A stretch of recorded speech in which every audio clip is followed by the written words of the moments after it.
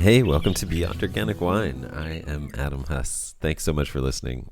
With Beyond Organic Wine, I hope to inspire and inform you so that you can have meaningful impact on shaping the future of wine. If you'd like to support Beyond Organic Wine and make free episodes like this one and all the other content possible at Beyond Organic Wine, you can subscribe on the Substack app or at beyondorganicwine.substack.com. And a huge thanks to those of you who already subscribe. I couldn't do it without you. My guest for this episode is Joseph Wiens. With his wife, Jasmine, Joseph founded and makes wine for Lost Ranch Winery in Temecula Valley, California. If you aren't from Southern California, you might not have heard of Temecula. There are many reasons for this. Some we discuss, some historical, some justifiable, and some not. Whatever the reasons, Joseph and Jasmine are giving everyone a reason to take notice, to reconsider this historic wine region, and to discover the next generation of Temecula wine and the new wave of California wine.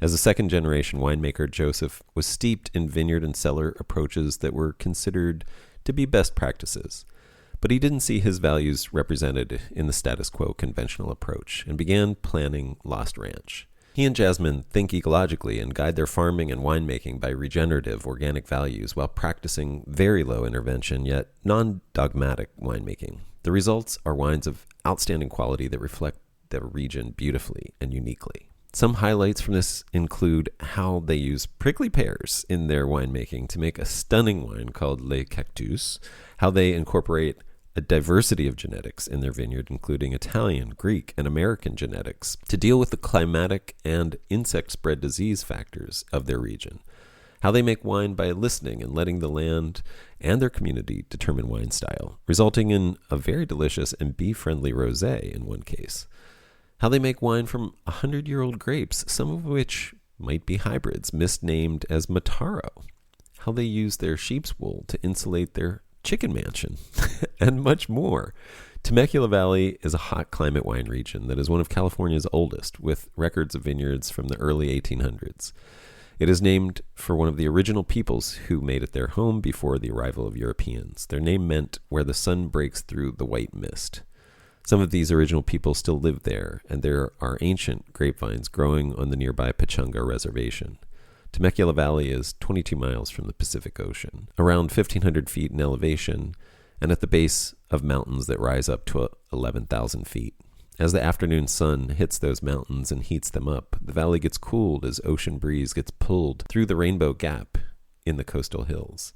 By night, the air on the high mountain peaks spills down to cool the valley further. For these reasons, Temecula has a climate similar to regions several hundred miles further north in California, like Calistoga and Lake County. Unlike those regions, it brings in over $1 billion in wine tourism revenue each year. So yeah, maybe it's time we give it some much-deserved attention. Lost Ranch is giving us some incredibly delicious reasons to take this region seriously. This is the new California wine. Enjoy. Joe, welcome. Thank you. Yeah, thank you for having me. So could you introduce yourself? So I am Joseph Wiens, along with my wife, Jasmine. We are the farmers and owners of Lost Ranch Winery in Temecula, California. Temecula. Why haven't more people heard of Temecula? That's a good question. I think I think there's many answers or many factors that go into it. Probably the biggest is that we're a pretty direct to consumer focused region. Land prices are relatively expensive, and labor's up there, and cost of living is up there, so it doesn't make it a very attractive region to scale up into the wholesale market, really. Yeah. But because of our proximity to, relatively large population bases, we are a nice region for kind of a direct-to-consumer approach as a wine country. Mm-hmm. And so we're maybe a little, insular or insulated in that regard. We're not really, pushing our wine out into a broad market. We're just kind of content with our little SoCal scene for the most part. Well, and there you go, SoCal. So it is kind of the one main wine region I would say that, or Wine Valley. I mean, I guess there's lots of little, there's the Cucamonga AVA and yada yada, but like it's kind of the main, between LA and San Diego, right? It is, Yeah, it's yeah. I closer. mean, the association, says Southern California's wine country. So, Yep. like you said, I'm sure there's some other regions that would like and deserve mentions as well. I mean, there's a lot of fun little AVAs in Yeah. Southern California proper, but Yeah. we kind of have a little more of a presence, I would say, as far as an established um, region, as far as having a number of wineries and vineyards and things like that. So Well, since I was just there, I can say, driving through the valley. I mean, it's, it has it. Maybe it's emulating Napa, or maybe this is just a smart thing to do if you're a tourist destination. But it's got that sort of, there's the big archway that hmm welcomes you to the valley at the, at the entrance once you come off the 15 freeway there, and then there are some really big old vines lining the roads. I noticed. I mean, it's it's been around. There's been vines in the ground for quite a while. Yeah, I Um, mean, there's a beautiful little Chenin Blanc, probably planted in the 60s or 70s, Chenin Blanc vineyard. That if they would only farm it organically, I'd love to play with some of the fruit there. But yeah, I mean, there is a pretty rich history of grape growing and winemaking in Temecula for at least half a century now, and we talked about this before, but on the Pechunga Reservation, which is the Native American reservation in Temecula, I've been fortunate enough to work with some mission vines that are over 100 years old. So there's definitely some history in grape growing and winemaking in Temecula. yeah, what do you guys do about Pierce's disease? Is it just dry enough there that you're not getting the bug pressure, the Well, I insect pressure? so it's it's actually, quite the opposite. In the 90s, 80s and 90s, um, about a third of the vines or more in Temecula Valley were wiped out from Pierce's disease. Huh. And so it was, if I think if you read like, the wine Bible or the one, any wine book, the one thing that they'll mention about Temecula is that it was wiped out by Pierce's disease. Uh, maybe in the newer editions they'll say more, but yeah, and so there was a couple factors that kind of led to that. Probably the biggest factor is the fact that we have a lot of citrus in Temecula as well. So you've got these big citrus Oh, yeah. groves. The sharpshooter loves to kind of overnight in the trees. It's basically a checkerboard of synthetic riparian areas. Yeah, yeah. So yeah, it was an issue for sure, and And so the people just probably spray a bunch of insecticide. Is that the main? yeah, yeah. I mean, the citrus groves are pretty much all sprayed. I believe the vineyards are all uh, you know they have the imidacloprid Oh drip boy. in the drip system, and so it's kind of systemic there. But that Okay. was, I mean, that was the initial kind of approach to getting the sharpshooter and Pierce's disease back in balance, to where it wasn't decimating the valley. And there probably was some truth to that. But in the last 30 years or so, uh, as a valley, there's quite a few or quite a bit less citrus. The riparian areas are fewer and further between.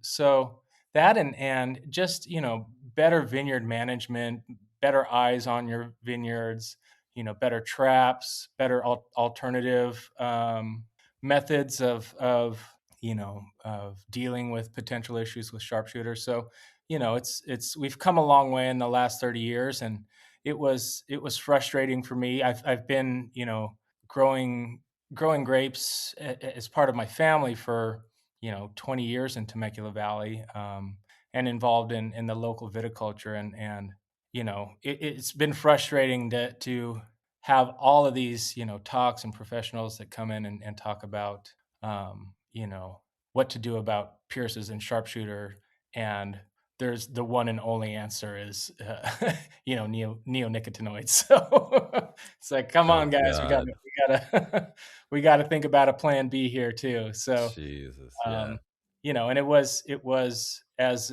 when we planted our vineyard and wanted to farm it organically, uh, we were kind of sticking our necks out a little bit. We were a little bit worried about our neighbors, and we talked to our neighbors, said, hey, we're not interested in being a vector for Pierce's, and if we, we're taking this seriously, we're not just being willy-nilly about this.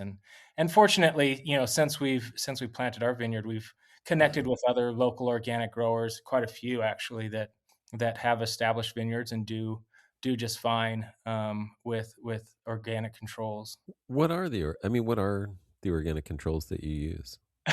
So for me, I would say nothing yet, and have a piece of I have a piece of wood here, so I'm going to knock on it. um, the conditions haven't been bad to where we've had a big sharpshooter, pressure. Actually, Uh-huh. in the last 20 years that I've been, in Temecula, I haven't seen serious infestations anywhere. Yeah. I talked to my friends up in Ukaipa last year, and they had a pretty serious infestation, and just kind of talking to my theoretical protocols for what I would do, but in practice, the approach that I've taken with Lost Ranch is, I have a good amount of traps set up that I can monitor, what kind of insect pressure I have.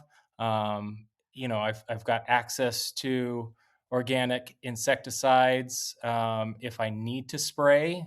Hmm. Obviously, I don't need to tell you this, but the downside to organic insecticides is they're full spectrum. So you're killing your Yeah. beneficials and the insects that you're targeting. So it's kind of a last a last Yeah. ditch Yeah. option, but Yeah. it's one that I keep on the table.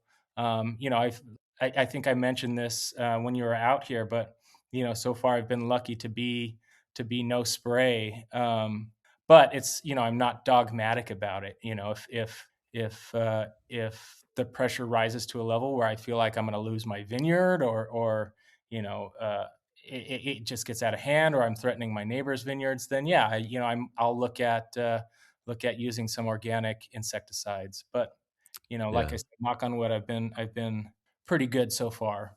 Yeah. I used Pyganic. I don't know if that's one of the ones that you're looking at, but I use Is it that. like pyrethrin or? Yeah, it's a pyrethrin based. Yep. Yeah. And yeah, I mean, I waited until twilight or just after twilight to spray. Avoid the bees. Yeah. Just after dark rose or whatever Yeah. Yeah. the term is. Yeah. So you're waiting for your pollinators to go away, but yeah, I still was like, I don't want to do this again.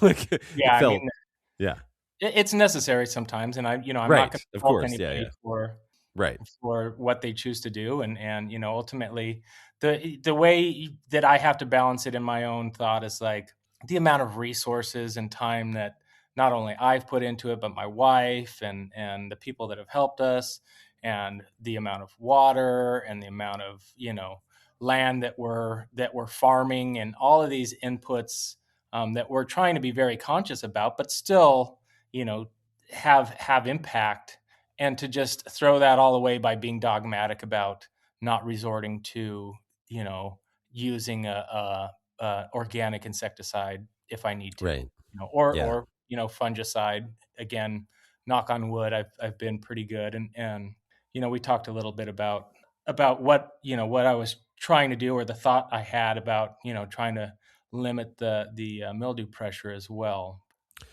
Which you haven't really had to spray anything there at Lost Ranch yet. Is that? No, yeah, and I got about halfway through. That was really interesting. The last podcast about the alternative to sulfur. Um, Yeah. so yeah, I mean that's interesting. I didn't finish it, so I'm sure there's more to it. You know, the one thing that I think about with sorbate is the you've got this nice floor of yeast on your grapes, and is would that sorbate, you know, Uh, because it's used in conventional winemaking. If you're making a sweet wine, you're stabilizing with sorbate to right.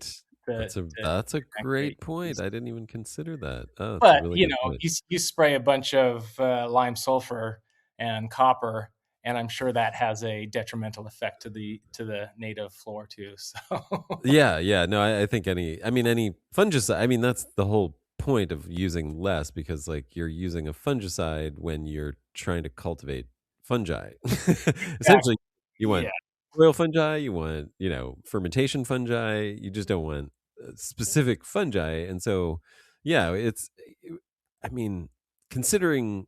Yeah, I mean, I just wrote about this actually, so this will be coming out in my book. But the idea of the fact that we've chosen a kind of winemaking we've chosen to use varieties that require us to do a kind of viticulture that is antithetical to our ends. Puts us at cross purposes with. yeah, yeah, and that was something I thought about a lot when picking grapes to plant, and something that I've thought a lot about since picking the grapes to plant at Lost Ranch, and what else I want to plant or what I'm recommending planting. It's becoming more and more important to uh, us, my wife and I, to kind of lean into varieties that just don't have those pressures, and that's what was really interesting, or has been really interesting, for us to research, is getting into the hybrids, and you know looking at great varieties that just don't have those pressures to begin with. So like, Yeah. I'm not planting Sauvignon Blanc. I'm not planting Chardonnay. The mildew pressure is just too high for those varieties for me to. Could I farm them organically and get the certification? Sure, but I'm dumping on so much sulfur and stylet, copper, Yeah. whatever, to try to mitigate it, that it's, is it really better? so, Right. so and kind of the other unique thing that I found with Temecula, and this is probably true for most direct-to-consumer wine countries, is the variety matters a lot less. It's they're Exactly. they're in your Yeah. tasting room, they're tasting the wine, Right. you have that It's a captive audience. Yeah. It just matters whether it tastes good or not. And Right. I've had enough, delicious hybrid wines to know that I could sell them perfectly fine. Yep. Yeah. Uh, well, what have you planted so far? So the biggest lot is Nero de Avila, vinifera. So actually, pretty much everything I have there is vinifera right now. Uh-huh. But the biggest plot is Nero de Avila, and then I have a little Syrah, a little Cab Franc, which those two are. I don't. Again, knock on wood, I haven't had mildew um, problems yet, but it's definitely something I would reconsider if I was planting again today, just because of what I've seen in other Syrah and Cab Franc vineyards in the valley. Yeah. But I mean, they've produced amazing wine so far off of our modest little plantings at Lost Ranch, and so far I'm happy. And then I have one row of own rooted mission. So that's part of it is, I believe, is the San Gabriel mission cuttings, um, Okay. and then part of it is from Pachunga, which was, I believe, came from the San Luis Rey mission, and they present differently. I mean, you can Mhm. tell they're related, but the largest block, it's all own rooted, but it just looks more uh, hybrid like. The clusters are more open. You have just these like Yeah. berries here and there, and it's just these big giant weird clusters and little berries popping off here and there, and big really huge seeds in them, and and Oh wow. It and even must be a seedling. I bet it's a seedling of mission. You yeah, know, could like be. Yeah, it could be. It's a trip. I mean, it's funny. Everybody, everybody that goes by Lost Ranch that knows grapes, that's the first thing they ask if we've got fruit hanging. Is like, what the hell is that? That's There are funny. these. You don't get a ton of fruit. I mean, it's maybe 4 or 5 clusters per vine, but they're gigantic clusters. Huh. Yeah, Yeah, that it's does sound interesting. that And sounds then cool. the other block that I planted is a Sirtico. So, Okay. So that's the only especially with, white. yeah, that's the only white so far. Yeah. Yeah. But especially with the Sirtico and Nero, just really trying to be thoughtful of, old world climates, where these grapes came from, and Yeah, that and are similar would to Southern would California in some exactly, way. yeah, would they do well in Temecula? It's we talked about this, but I'm trying not to use tartaric acid. I don't wanna manipulate the wine with tartaric acid, so I really need to lean into varieties that can handle the heat and retain acidity, and so far Nero and Assyrtiko have done really well. So I'm looking at, there's a red Greek variety called, Xinomavro, Yeah. rolls off the tongue. Yeah, yeah, Shinomavro. Yeah.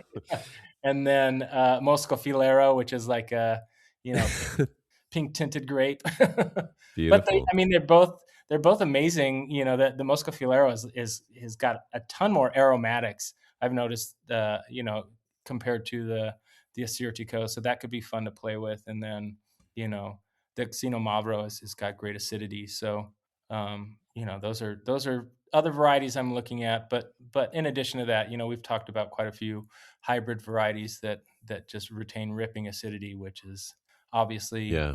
very important to me. I mean, you might look at like Blanc de Bois and, Yeah, yeah, I've got you Blanc know, de Bois and Baco Noir. Although, what's his the Matt yeah. talking to him about it, and he said it's going to ripen in July. So I don't know. uh, Well, I mean that can be a good thing because it can get.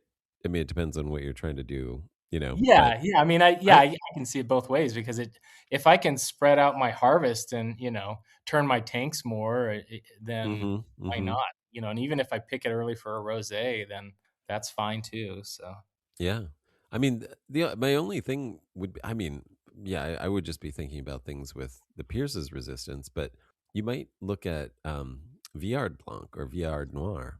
yeah, yeah. Have you? I have Viard Blanc on my list as well. So Okay, obviously, cool. like we talked about, I'm mostly in the reds right now. So yeah, Yeah. Blanc de Bois, Viard Blanc, Traumanet. I've had some great Traumanet.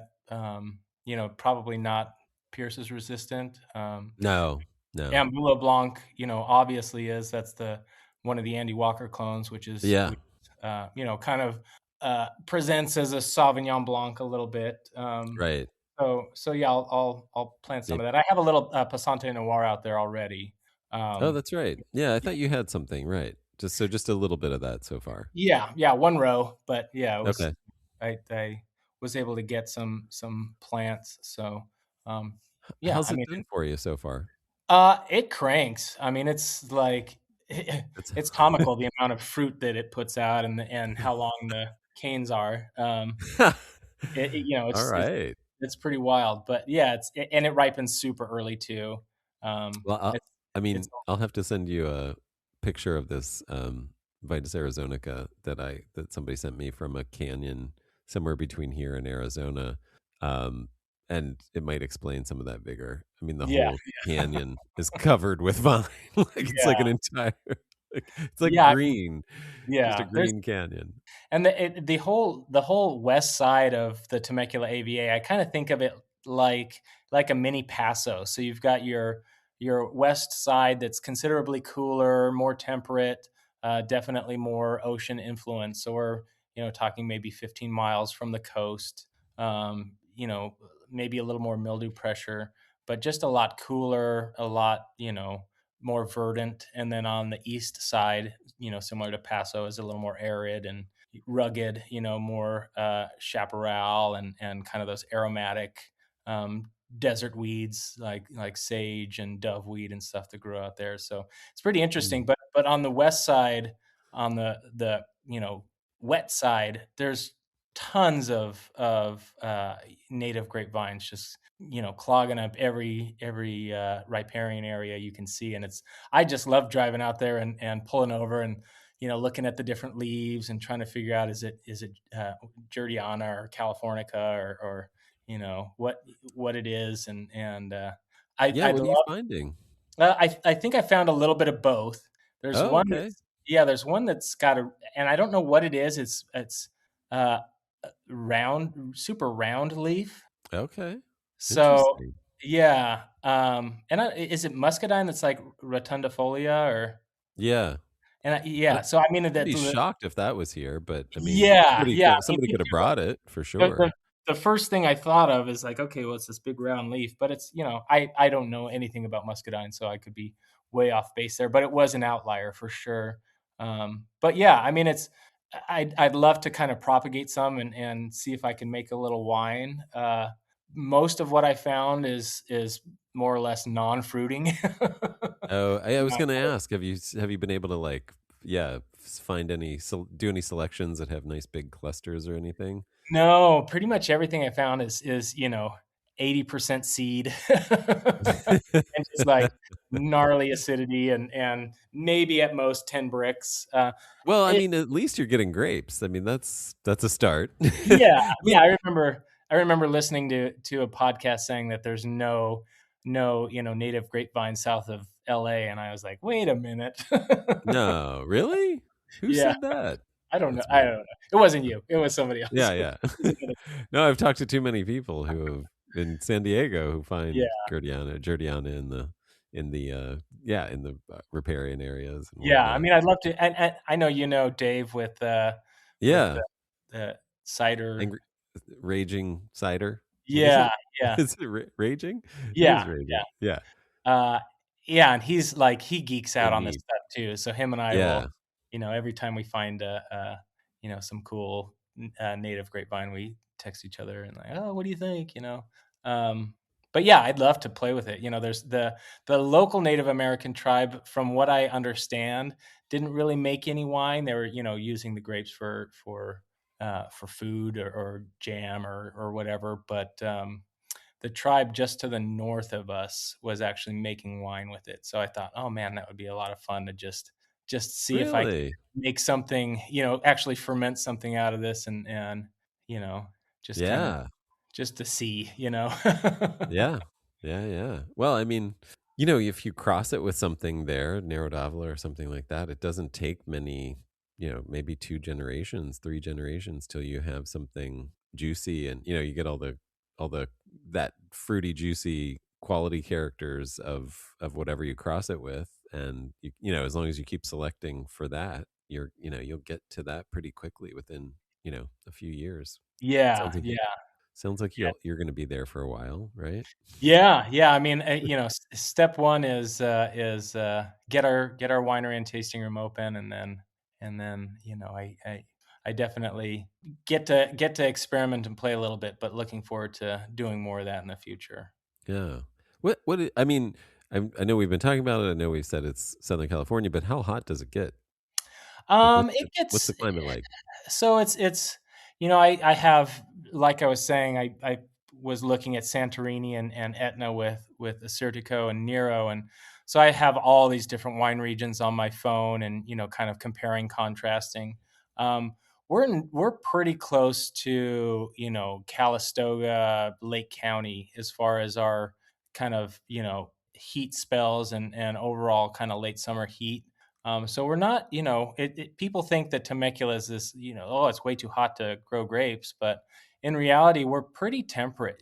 We do have, it's called the Rainbow Gap, and it's this little kind of funnel in the coastal mountain range that just kind of concentrates that coastal breeze into the Temecula Valley, and you know, more or less like clockwork, every day at around 2 or 3 o'clock in the afternoon, you get this nice cooling breeze that comes in and cools the valley down. So um, that being said, I would say every other year we get a heat wave of 110 plus for a couple days, and that can be pretty detrimental, especially if you're a vineyard that likes to do a lot of, leaf removal and fruit Yeah. exposure and things like that. uh, Yeah. but farming down here for 20 years, you kind of learn what to do and what not to do, and we kind of changed our.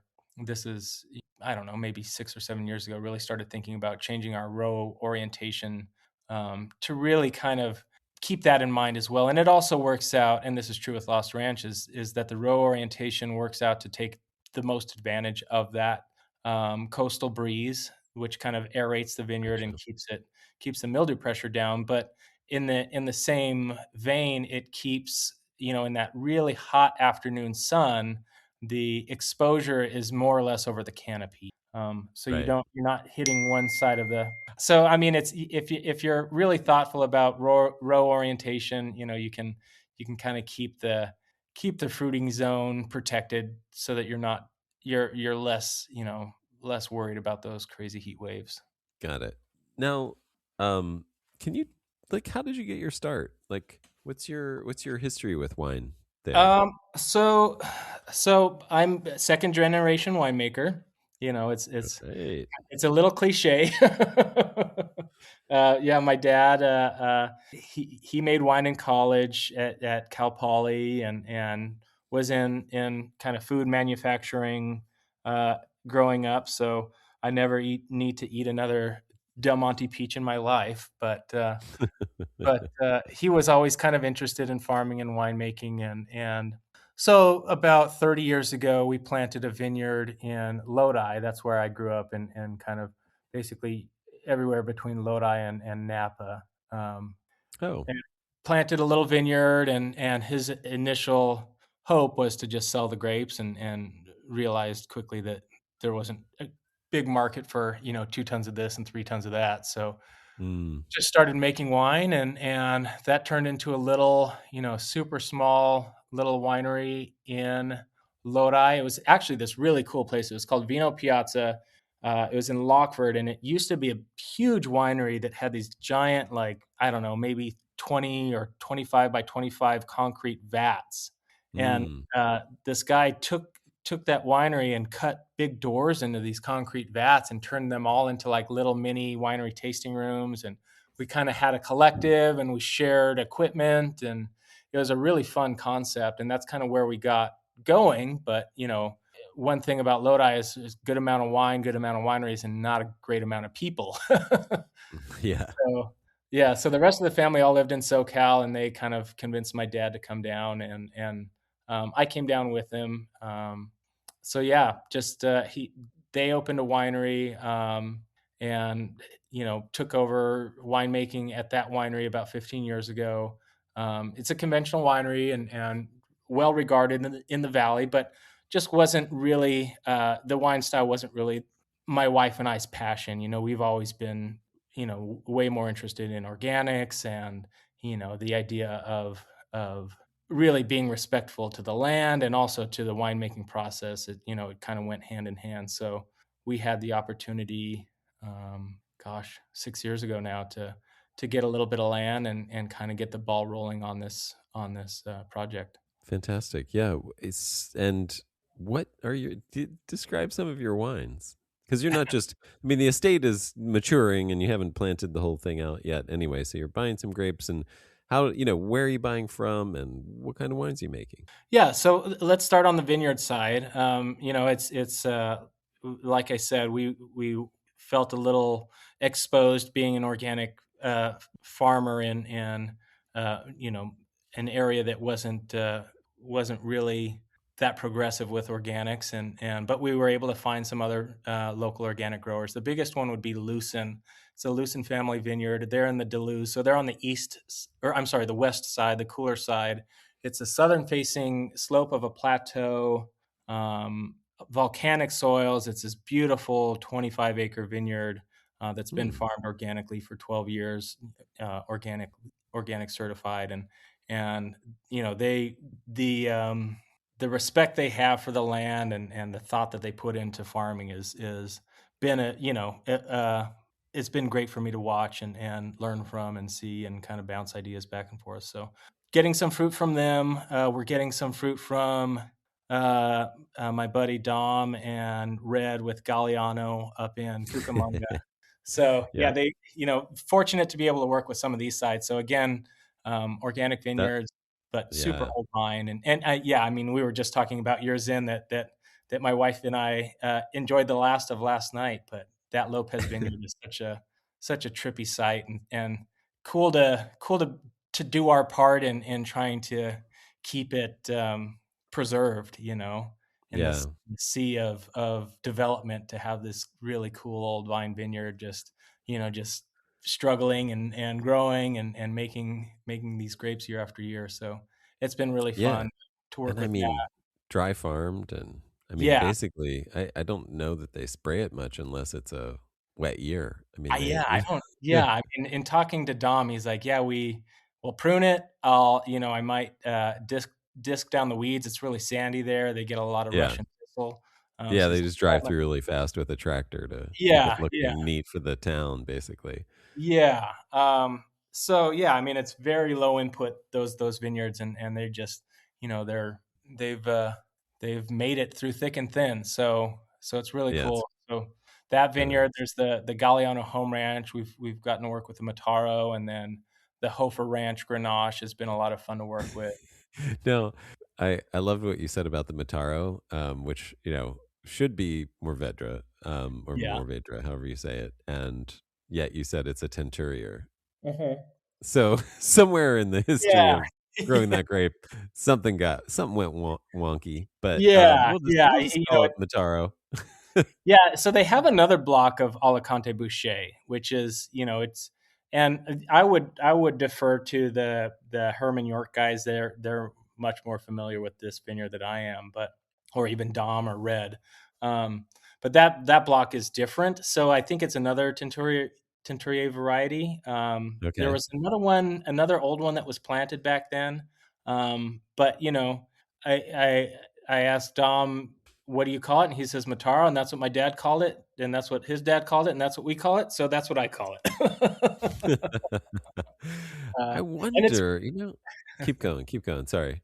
it's a really pretty wine, and I'm nobody knows what Mataro is anyway, so it might as well be a proprietary name or a made up name for 99.9% of the people who try it. But it's a really pretty wine and just fun to be able to work with these super old vines. What's really interesting to me is I think Lenoir or Jacques or Black Spanish is a Tenturier.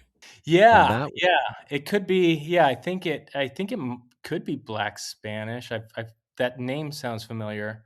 I mean, Yeah, it's a hybrid, that's also resistant to phylloxera. I mean, not to but yes, phylloxera, but, Pierce's disease. yeah, So, yeah. uh, There's one of the Felipe's is still up there and pretty involved, and in that'd be really definitely interesting to test that to see. yeah, 'Cause it yeah, used to yeah. get I mean, it was planted back in the old vineyards quite a bit.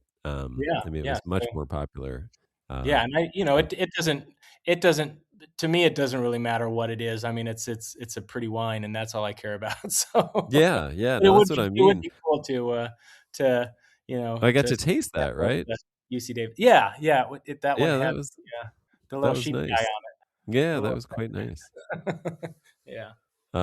Well, also when you say fruit, you don't mean just grapes either when you are talking about Yeah, what you're yeah, so making with. we've talked about this in the past too, just, the whole labeling thing and how to work with the TTB on getting this stuff in a bottle and labeled appropriately. But, I've been for the last probably 5 or 6 years now, but for the last couple years commercially doing, co-ferment of, direct press Viognier or in the past, just any direct press white wine and whole prickly pears. So, we've got prickly pears that grow like weeds out here and super robust and throw a ton of fruit. And my wife and I bought our house probably, I don't know, 9 years ago. And for the first 3 years, we were, making prickly pear jam and prickly pear jelly and prickly pear syrup. And, we just got to the point where it's like, oh my God, we've got way too much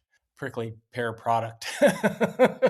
So I started throwing Right. it in with some white juice and letting it ferment, and it turned into a really fun wine. So yeah, this is the Les Cactus, which is the co-ferment of direct press Viognier and whole prickly pears. Yeah, it was great too. And I don't know how I mean, how did you keep that beautiful pink color in it?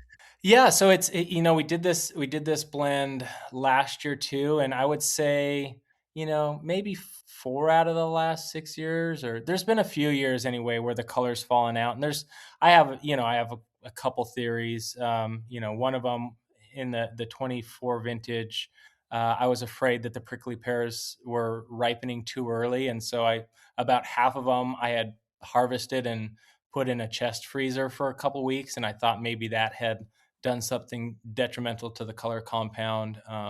But I also did about 8 ppm SO2 in the 24 vintage, and didn't in the 25 vintage, just with the thought of, well, I know SO2 has some of that bleaching capacity, so and I really like having that really pretty magenta color. As maybe meaningless as the color is, but it's just really cool to see this really pretty magenta color. So I'm like, Oh, yeah, it's I'm not gonna. meaningless at all. No. Very, very meaningful. Yeah, I don't, I don't, Uh, I don't know what it does to the flavor, but it sure does look cool. well, you drink with your eyes first, you Yeah, know? yeah, So I think it's very, very important. Yeah, no, I love it. And yeah, well done on that too. I mean, it's tasty. It's, yeah, just yeah. I mean, fresh and yummy and yeah, I like to lovely. tell people it's our first wine to sell out. So there's definitely a lot of demand there. What I usually don't tell people is that it's our smallest lot. So Right. Yes, it, yes. Well, I it mean, it was, in all honesty, for me, it was the fastest wine to sell out, and I made many lots of the same size, and it still was the fastest to sell out. So there was something okay. about it. There's a little there's a market there, I guess. Yeah, I think so. I think just people like are thirsty for something different, and Yeah, also it's also from here. You know what I mean? It's like there's yeah. a little bit of like, hey, yeah, this is our local fruit, one of our local fruits. Like let's try that. If we're talking terroir, if we're talking, representing where we are, it makes a lot of sense. And it's also just a great, fresh, yummy, hot weather beverage. Oh gosh. Especially the way you make it. Yeah, Yeah, yeah, yeah. so great. It's a poolside pounder for sure if you want it to Yeah. be. I mean, Well, but it's not. It's again, everything we do is unfiltered, and so we have to ferment to dryness, and we have to allow for mallow. So it's not when I first tell people that it's a prickly pear co-ferment. For some people, or for probably a lot of people, their mind goes to a prickly pear margarita, and they think it's going to be this yummy, sweet, fruity thing. And it's like, well, oh it's yeah. it's got some fun fruit character, but it also has, like I get as much, kind of strawberry and red fruit I get from the prickly pear. I get, this kind of nopales character, and kind of Yeah, like it's really cool. mezcal note, and so Yeah. it's a fun wine, but it's also can be kind of a wine geek wine, like where it's it's not, it's not Capri Sun for the people just getting into wine, I guess. You're right. It's I mean, I don't know. It's sort of like it's uniquely flavored because of the prickly pear, but it's sort of like a hot pink sort of Provençal rosé vibe. That Yeah, that yeah, yeah, you can, yeah. if you didn't know that it was 20% prickly pear, you maybe could think, "Okay, well, this is just a really odd, earthy rosé," you know? Yeah. Um, Yeah. but yeah, I mean, it's so it does have some appeal to, I you know, wouldn't even call it the traditional. earthy. I would say it's well, I don't know, maybe. I mean, you know it better than I do, but like my experience of it was there was the earth, but that was in addition to the fruit. So not like when I think earthy, I think like less fruit, but I thought there was plenty of fruit. It just also had Yeah, that dimension of, I mean, I don't, unless you've eaten nopales, it's hard to describe it, but it's like what cactus tastes like. Exactly. Yeah. Yeah. I mean, Yeah, a little. there is a Nopales through line too, which is so cool. But yeah, it is. I would say maybe the 24 vintage was more earthy because again, I was Okay. worried and I probably, picked some that were underripe. And so it had more of that kind of green, earthy edge. Right. The green. But yeah, Yeah. the 25 vintage, was a little riper. And, not to geek out too much, we talked about this a little bit, but the chemistry of nopales is such that you know unless you're adding something to rectify acidity, there's only so much you can do. So I'm keeping it at about 20 to 25% because it just doesn't have the acid to go through a fermentation. At a higher percentage. I'm picking the Viognier is on the green, kind of underripe side at about 3.1 pH, and then the prickly pears are closer to maybe 6 or so. So just hoping to get a finished wine that's stable is really what I'm looking for, and that I don't have to do anything to rectify the acidity beyond that. One of the other wines I wanted to get you to talk about is that rosé. If you can sort of tell the story, the rosé of Syrah. Yeah, that's a fun one. So, it's I've been making, kind of these low intervention style wines now for about 5 years. I had a little project prior to Lost Ranch called Otracosa, which was a lot of fun. And the funnest thing about it was somebody else's money, so I could I could experiment a little bit more and kind of get my footing with the style of winemaking. But I hadn't made a rosé yet, and I was like, oh man, I need to make a rosé. So there's this one block of that Lucin vineyard that I was talking about, and they call it B Ridge. So it's this ridge of Syrah planting that ripens about a month earlier than the rest of the Syrah. And the reason is it's up on a ridge, it's fully exposed, pretty much Right. 360 exposed up on that ridge, and so it just gets more or less blasted. And because it ripens so much earlier, that's the first place that the bees go. Right. So if they're trying to hold it for red, by the time they're picking, a block big enough to be worth picking, The that bees bee have ridge is gotten. is pretty much gone. Yeah, it's fully decimated. So when I told them, yeah, I'd be interested in making a rosé of Syrah, the first thing they said was, "I've got the perfect site for you," because they're Ah, obviously interested in getting this fruit, picked and off the vine before it gets decimated too much. Um, nice. And did it work as far as what you could see when the grapes were coming Yeah, in? yeah, I mean, they came in beautiful. It's, again, because I'm picking more on acidity, leaning more on acidity, than anything. It was about 19 bricks, so, Oh, it's it's nice. on it's on the green side for sure, but Wow, I couldn't tell that from tasting it. It felt plush. I mean, it felt like yeah. lovely. Yeah, it Yeah, was yeah, I mean, it was 19 bricks, juicy. but it was probably 3.1 pH when it came in, and then finished probably at about 3.5.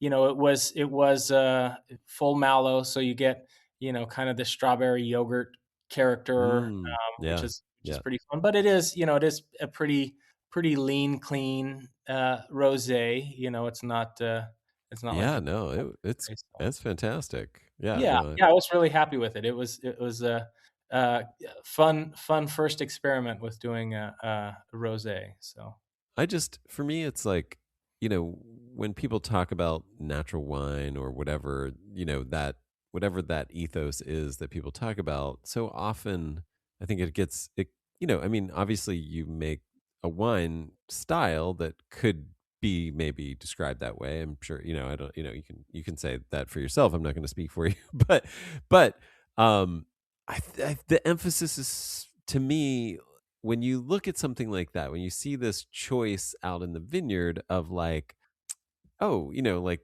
we get all these bees and they destroy the fruit, and you have this choice where you could do something with that, like you could spray pyganic or whatever insecticide in the same way that we want to keep sharpshooters off to protect the fruit. I mean, like you said, you made this great defense of it, of like, hey, a lot of people have put a lot of work into this, and this is like it would just be a waste of all of these people's times and energies and everything that went into that to let that fruit go to waste. you know or you could say maybe we can let nature, in this case, our community of our ecosystem that we're working with, determine the wine style that we make. And if that means then we have to pick earlier, because then we don't have to kill any bees, because the bees come later, they're not interested in that 19 bricks fruit, and we can make a beautiful rosé out of it. That to me is natural wine. Whatever you do, like Yeah. however you vinify it, that is where the emphasis should be. Like, Yeah. that Yeah. I is mean, what we've lost in natural wine, and I wish it could come back.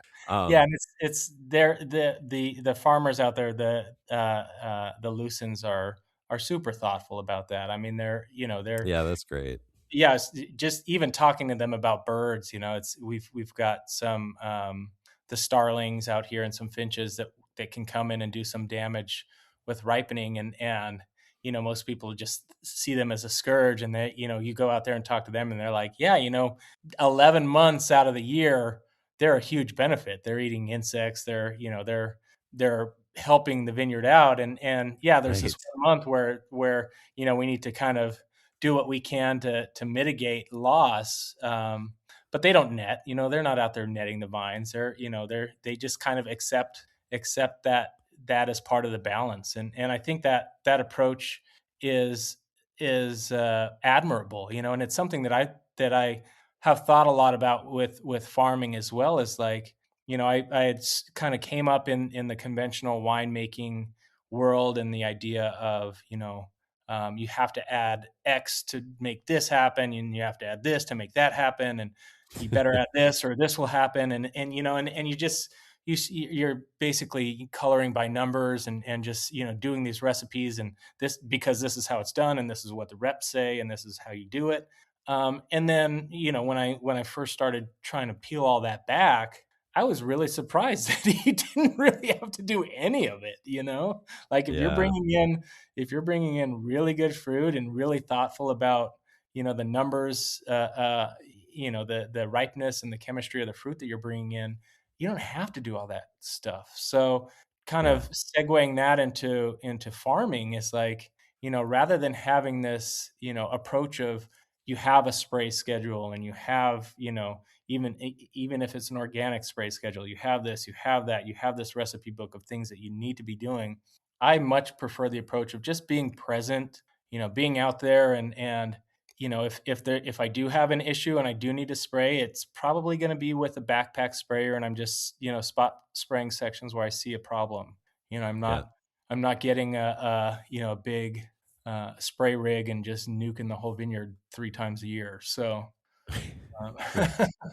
so it's just trying to kind of use that thought of winemaking and segueing that into farming, and there's a lot of pressures at play that want you to think that you need to add this stuff and buy this and buy that, but in reality, it's like I like the approach of it sounds bad to say reactive, but to really kind of you know treat I things as call they it come up. listening. I call it listening. Yeah, it's Yeah, like yeah, letting that site, letting that land, letting the community of life that's there uh give you the guidelines that make the best wine for that site, because yeah, otherwise you're fighting against all of that, or potentially, maybe not fighting, but you're at least, you're creating some friction potentially, or just, you're causing yourself more work. um you know exactly. and yeah, and I yeah, I'm so anyway, that wine inspired me, and it was tasty. Yeah, yeah. Thank you. um Yeah, it's a beautiful rosé, and they've been great partners to work with. So Yeah, all of your wines. I mean, clearly you've been making wine for a while. Your winemaking is on point, for somebody who's doing very little. It sounds like, other than the normal little things that you need to do. Just being yeah, thoughtful and careful in the cellar. In terms of inputs, you're not adding a lot of stuff and trying to, like you said, use a recipe to create yeah, yeah. a It's wine. it's a very gentle guiding. It's there was this movement of no, super low intervention, and I just smash the grapes, and whatever happens happens, and usually it happens to be vinegar. uh, Right. yeah, Ta-da! yeah. And then the other side is that you're being, super, conservative, and protecting against every potential thing that could possibly happen. But Right. if you can just kind of, like I said, you start with beautiful fruit. You're really thoughtful of, and this is something that I think it was Clark Smith talked a lot about, is that kind of that microbiome of, making sure you have a nice, healthy, Yeah. kind of microbiome. Clean but not sterile, right? I think is Exactly. the yeah. Yeah, yeah, I mean, things will just kind of go the way you want to, and then you can, have a finished wine. And that's another thing, is I like having some time in barrels, even if it's neutral barrels, or whatever. Just having that time of élevage to really let the wine sort itself out, and if it's gonna Mm. do anything weird, it's gonna do it, in that 18 to 24 months, uh, resting, hopefully, again, knock on wood, Yeah, before no, you that yeah, I think bottle. I mean, I think time is such an underrated I mean, it is your number one, like, filtration device, finding device, it's your number one, like, whatever it is, like, you name it, like, I mean, yeah, it does, it brings it all together. Patience is, like, your best friend with wine, I think. Yeah, Um, yeah. I mean, and it's, we bottled some 2020 vintage stuff from some other wine, or some other vineyards, that's kind of when we got the process rolling, and they're aging beautifully in bottle. We have that 21 mission from the Pachanga Res that's aging beautifully in bottle too, and it's yeah, you I mean, know, I didn't have that one, I had the more recent one, but yummy, I think, yeah, right? no, The that one was I the 21. Yeah, that that was was the the one? Oh, yeah, yeah, gorgeous, yeah. yeah. Yeah, super low SO2, and just, Wait, wasn't did you say that about the I don't know if you mentioned that with the prickly pear. Wasn't that what you did for the prickly to preserve it? well, yeah, the Or did prickly pear we didn't do any SO2 in the 25 vintage, but okay. all of our wines, we tend to max out at about 20 ppm SO2. We try to keep it, and again, I It's incredibly if low. Yeah, it's not dogmatic about that, I yeah, imagine. yeah. I mean, if I had, and there's been a lot of talk about this. So you have these generational European winemakers that get to have a little more freedom with being 0-0, because you know they're they're well off, and they don't. I still have to pay my bills, and I'm still trying to make this thing work on paper. So I can't just be. I worry about being 0-0 about everything, and losing cuvées, and uh, and basically what I found is if I can steer it into being a little more approachable with a touch of SO2, then so be it. Yeah. Yeah.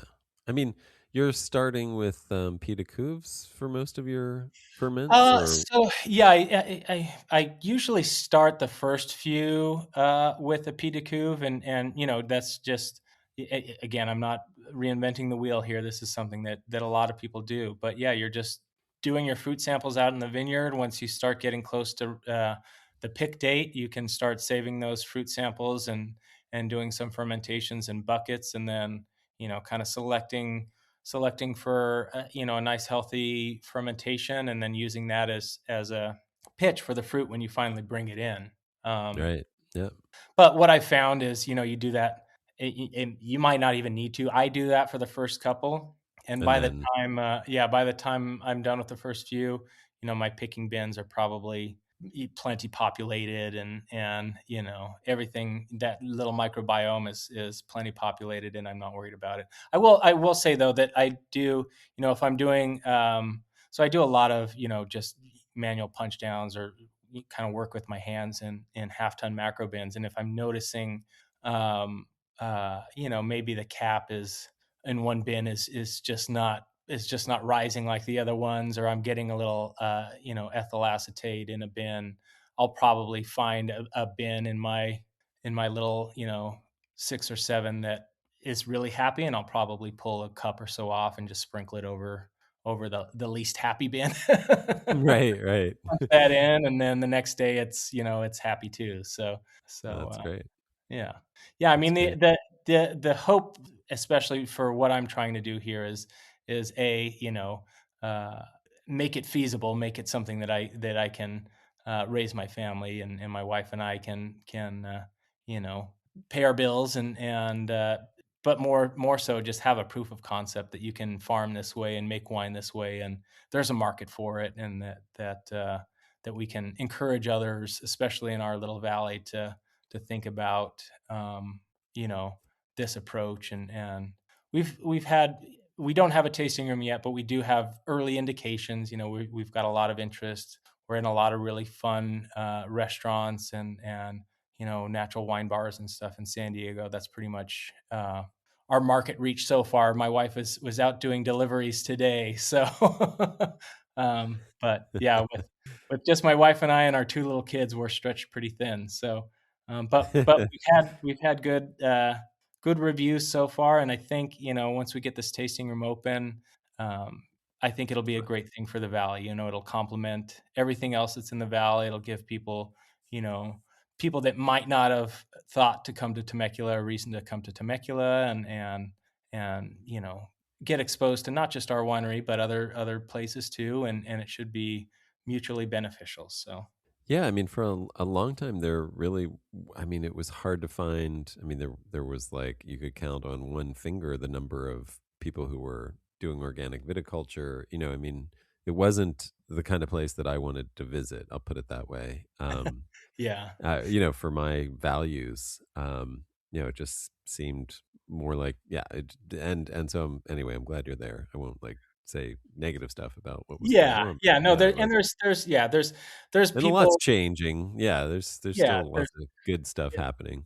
yeah, there's one of the biggest wineries in town, is employing a vineyard manager that's very thoughtful. I mean, they're not fully organic, but he's very thoughtful about, Yeah, sustainable agriculture and the environment. So definitely moving in the right direction. And while we've been kind of getting our feet, there's quite a few other little projects that are like-minded. So very happy to see that there's kind of some movement in that area in Temecula, and it's like I said, we've got millions and millions of people down here in Southern California, so it's not a matter of not having the market for it. It's just a matter of getting the word out. that's great. Cool. Well, what did I forget to ask you? Anything? Any Uh, stories that you should tell about? well, yeah, I feel bad. So I feel bad. My wife did the last. She did the last podcast, and Uh-huh. and she's out doing deliveries today, and we went back and forth, like, and the other challenging thing for us is, like, we've got our 2 kids, and it's like, okay, well, what do we, You got to how tag do we, team how do we that effort. preoccupy our 3-year-old and 5-year-old long enough to make this work? But yeah, I mean, my wife she's been a great partner for all of this, and a huge inspiration. She's, as focused as I am on, more of the farming and winemaking side. She's an amazing artist and chef and designer. That's her her trade is design. So, from the interior all the way out to the elevations of our winery, and the all the renderings and everything. She's done an amazing job. So, you know, when we finally get this thing up and running, it's going to be beautiful, and it'll be thanks to her. And I know you've seen the artwork on the bottles, and that's all, collaborations and connections that she's made to have a beautiful product too. So very, very thankful for her half of this project. That's really cool.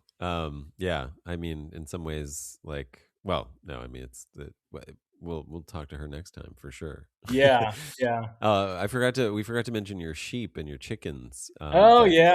Yeah, Got you the sheep just and chickens too. Yeah. just did some shearing Yeah, of just them. sheared our baby dolls there. They went from super cute, fluffy little clouds to, angry little shaved sheep, but but we're warming up quite a bit down here, so it was time. but yeah, What they what do you do with the wool? uh so the first The- few years I used it in the chicken coop to insulate the walls. oh, that's right. As you were building, because you built that all out yourself, right? Yeah, so I built this, it's probably the fanciest chicken coop in Temecula.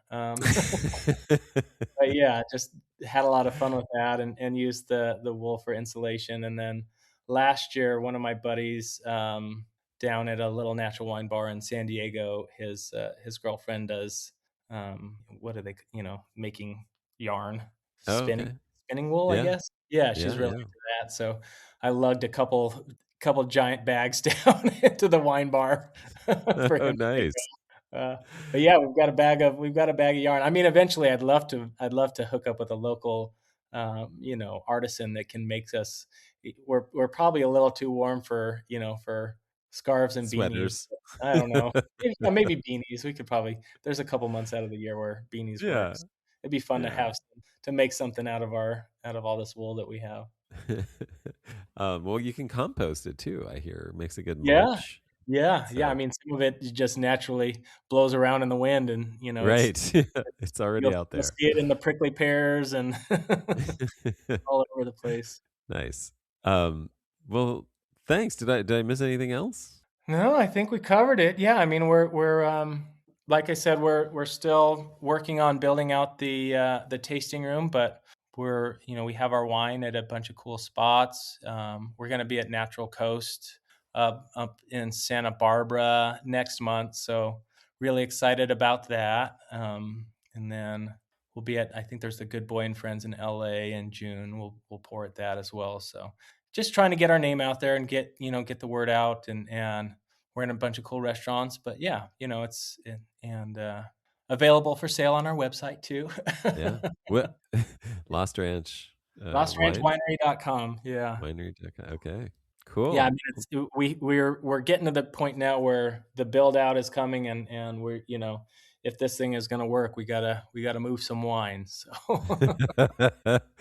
All right. Well, it's a great time in history to sell wine, I hear. I know. So, Yeah, we picked the perfect time. So c'est la vie. uh, all right. Well, hopefully, I'll have to Get the come word down out. more often. Yeah. Yeah. Thank you, Adam. I appreciate the opportunity. Thank you, Joseph. Really appreciate it. Hey, thank you so much for listening, and thank you so much for supporting those of you who subscribe and share and make it possible for me to continue to do this. I really appreciate it. And if you'd like to support, you can easily do that by subscribing at beyondorganicwine.substack.com. Thank you so much, and a big thanks to Colden Pro for some beautiful new closing music.